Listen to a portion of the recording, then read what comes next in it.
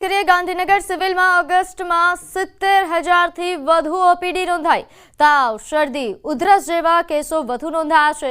800 કરતાં વધુ દર્દીને દાખલ કરવામાં આવ્યા। સૌથી વધારે 450 દર્દી તાવના નોંધાયા છે, જેમાં ડેન્ગ્યુ, મલેરિયા તેમજ ચિકનગુનિયાના કેસ નોંધાયા છે। આ ઉપરાંત ટાઇફોઇડ, ન્યુમોનિયા, ઝાડા ઉલટી સહિતના પેશન્ટને પણ દાખલ કરાયા। તો હાલ પાણીજન્ય રોગચાળામાં વધારો નોંધાયો છે। ચોમાસા સિવાય દર મહિને 40,000 જેટલી ઓપીડી આવતી હોય છે, જ્યારે ઓગસ્ટમાં ઓપીડી 70,000 સુધી પહોંચી છે।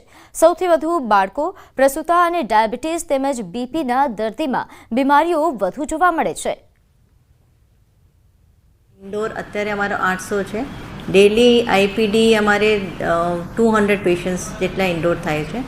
મોસ્ટલી બધા પેશન્ટ્સ અત્યારે વરસાદના લીધે ડાયરિયા, વોમિટિંગ અને ફીવરના પેશન્ટ આવે છે। અલગ અલગ ડાયગ્નોસિસ કરીએ તો ચિકનગુનિયા, મલેરિયા, ડેન્ગ્યુ, હિપેટાઇટિસ અધર વાયરલ ઇન્ફેક્શન્સના પેશન્ટ્સ આવે છે। એસસીઓ સમિટમાં પ્રધાનમંત્રી મોદીએ સંબોધન કર્યું। બેઠકમાં પીએમ મોદીના આતંકવાદ પર આકરા પ્રહાર। તેમણે કહ્યું કે આતંકવાદ વૈશ્વિક શાંતિ માટે ખતરો છે। પહલગામ હુમલો માનવતા પર હુમલા સમાન। તો આતંકવાદને લીધે અનેક બાળકો અનાથ થયા। આતંકવાદના દરેક રૂપને ખતમ કરવું પડશે। તો પહલગામ હુમલાનું ઉદાહરણ આપતા આતંકવાદ સામે પ્રધાનમંત્રી મોદીએ આકરા પ્રહાર કર્યા। એસસીઓ સમિટના બેઠકમાં તેમણે સંબોધન કર્યું અને તે દરમિયાન આતંકવાદના મુદ્દા પર તેમણે આકરા પ્રહાર કર્યા। सुरक्षा, शांति और स्थिरता किसी भी देश के विकास का आधार है, किंतु इस मार्ग में आतंकवाद, अलगाववाद और अतिवाद बड़ी चुनौतियां हैं। आतंकवाद सिर्फ किसी देश की सुरक्षा ही नहीं, बल्कि पूरी मानवता के लिए एक साझा चुनौती है। મહાનગરપાલિકા દ્વારા ગણપતિ વિસર્જન માટે ખાસ વ્યવસ્થા કરવામાં આવી।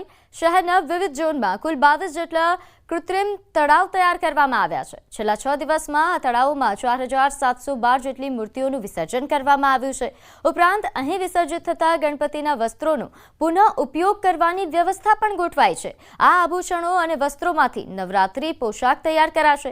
સાથે મેયર દક્ષેશ મેવાણીએ સુરતીઓને શેરી ગલીઓમાં વિસર્જન કરવાની પણ અપીલ કરી છે।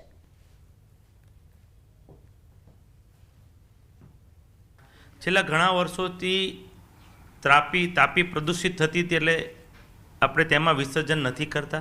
તેના ભાગરૂપે સુરત મહાનગરપાલિકા દ્વારા દર વર્ષે વિવિધ ઝોનમાં કૃત્રિમ તળાવો બનાવે છે। આ વખતે 9 ઝોનમાં 22 જેટલા કૃત્રિમ તળાવો આપણે બનાવ્યા છે અને ગઈકાલ સુધીની વાત કરું તો 5,000થી વધુ પ્રતિમાનું વિસર્જન થઈ ગયું છે।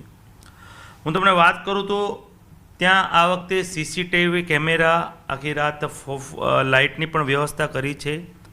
હું આપની ચેનલના માધ્યમથી પણ સુરતીઓને અપીલ કરું છું કે તમે ઘરે વિસર્જન કરશો, તમારી એકતા વધશે, તમારી ટીમ વર્ક વધશે અને બાપાની જે ભક્તિ આપણે કરીએ છીએ, જે આપણે બીજે વિસર્જન નહીં કરીએ અને ઘરે કરીએ તો એક સાથે એક સારો માહોલ બનતો હોય છે।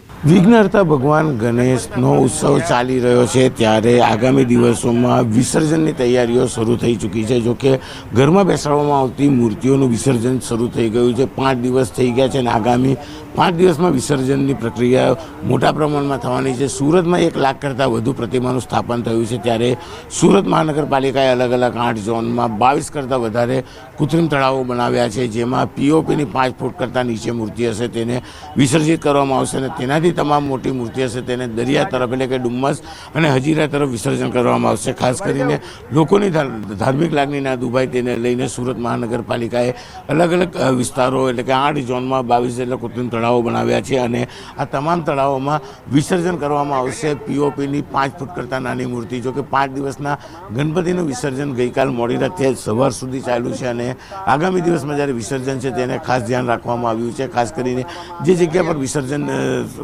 વિસ્તાર બનાવવામાં આવ્યા છે ત્યાં આગળ સિક્યુરિટી મૂકવામાં આવી છે, CCTV કેમેરા મૂકવામાં આવ્યા છે અને સતત મહાનગરપાલિકાના કર્મચારીઓ દ્વારા લોકોની લાગણી ધર્મી ના દુભાય તેને લઈને ખાસ તૈયારી કરવામાં આવી છે. તમામ મૂર્તિને અહીંયા વિસર્જિત કરવામાં આવશે અને ત્યારબાદ અહીંથી તેમને બહાર કાઢી ટ્રક મારફતે દરિયા ખાતે લઈ જઈ વિસર્જન કરવામાં આવશે. ખાસ કરીને છેલ્લા કેટલાક વર્ષોથી સુરત મહાનગરપાલિકા તાપી શુદ્ધિકરણ અને તાપી પ્રદૂષિત ના થાય તેને લઈને આ અભિયાન હાથ ધર્યું છે અને ખાસ કરીને આ 22 કૃત્રિમ તળાવોમાં આ પ્રકારે વિસર્જન કરવામાં આવતું હોય છે ત્યારે કહી શકાય છે કે તંત્રની તમામ તૈયારીઓ પૂર્ણ થઈ જવા પામી છે. કેમેરામેન જીગર ગુગલ સાથે કીર્તેશ પટેલ, ન્યૂઝ 18 ગુજરાતી, સુરત.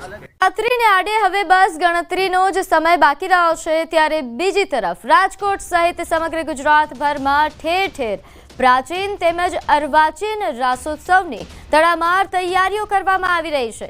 આજરોજ રાજકોટ જિલ્લા આંતરરાષ્ટ્રીય હિન્દુ પરિષદ દ્વારા રાજકોટ શહેર પોલીસ કમિશનર કચેરી ખાતે રજૂઆત કરવામાં આવી હતી. આંતરરાષ્ટ્રીય હિન્દુ પરિષદ સંગઠનના હોદ્દેદારો તેમજ સ્વયંસેવકો દ્વારા પોલીસ કમિશનર કચેરી ખાતે રજૂઆત કરતા જણાવ્યું કે નવરાત્રી જેવા તહેવારની આડમાં વિધર્મીઓ સનાતનની દીકરીઓને પોતાની પ્રેમજાળમાં ફસાવે છે તેમજ ત્યારબાદ તેમનું ધર્માંતરણ પણ કરાવે છે.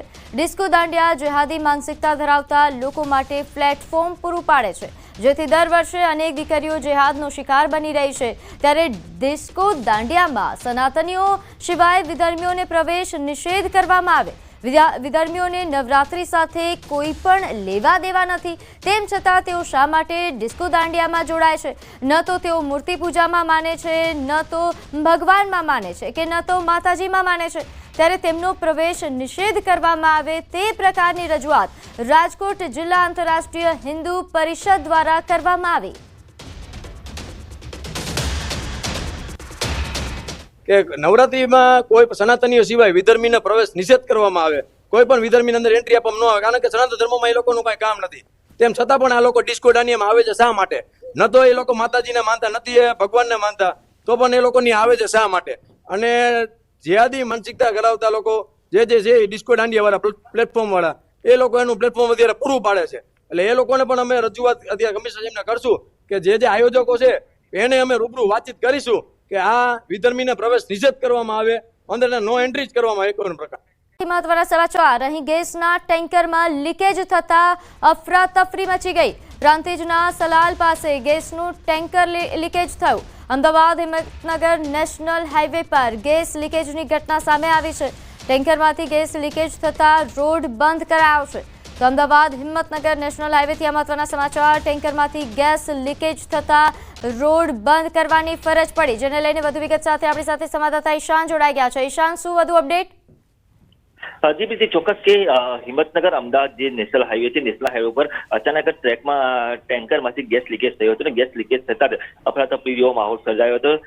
નોંધનીય છે કે હાઈવે પોલીસની જાણ કરતા તાત્કાલિક હાઈવે પોલીસ ઘટના સ્થળે પહોંચી હતી ને આ ઉપરાંત જે ટેન્કર ચાલક હતો તેમને જે જગ્યાએ ગેસ લીકેજ થતો હતો તે લીકેજ બંધ કર્યું હતું ને જેના કારણે મોટી જાનહાનિ ટળી હતી.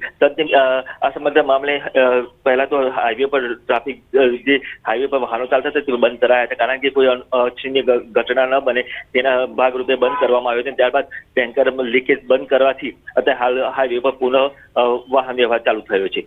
જી આભાર માહિતી આપવા બદલ. તો રાજસ્થાનના જોધપુરમાં મેઘરાજા મહેરબાન તો થયા છે પરંતુ તેના કારણે હાલાકીઓ પણ થઈ રહી છે. જાહેર માર્ગ પર નદી વહેતી હોય તેવા દ્રશ્યો સામે આવ્યા. MDM હોસ્પિટલની બહાર પાણી ભરાતા દર્દીઓને ટ્રેક્ટર દ્વારા હોસ્પિટલ લઈ જવામાં આવી રહ્યા છે.